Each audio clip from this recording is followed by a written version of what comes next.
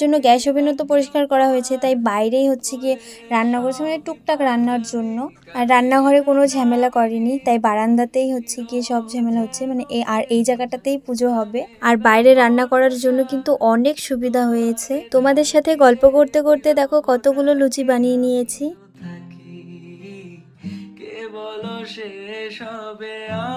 সবাইকে মোটামুটি দেওয়া হয়ে গেছে, এখন আমি, কাকিমণি আর কাকু মিলে খাচ্ছি, আর তার সঙ্গে অনেক গল্প, অনেক আড্ডাও দিচ্ছি।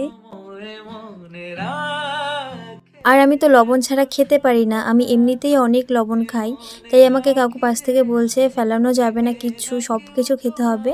আর এ বাড়িতে একটা নিয়ম আছে, কোনো কিচ্ছু ফেলানো যাবে না, তোমার যা লাগবে তুমি মন মতন নিতে পারো, কিন্তু ফেলানো যাবে না কোনো কিছু।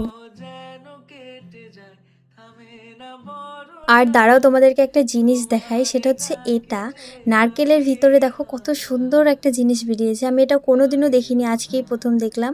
আর এটাকে নাকি বলে নারকেলের খোপা কিছু একটা। তো আমি ওস্তাদ করে আমি নারকেল কুড়োতে গিয়েছিলাম, আমি তো একদমই পারি না, অনেক লেট হচ্ছিল, তাই মানি বলল তোর করতে হবে না, আমাকেই দে, আমি করছি, তুই দেখে নে, নেক্সট টাইম তুই নিজে করবি।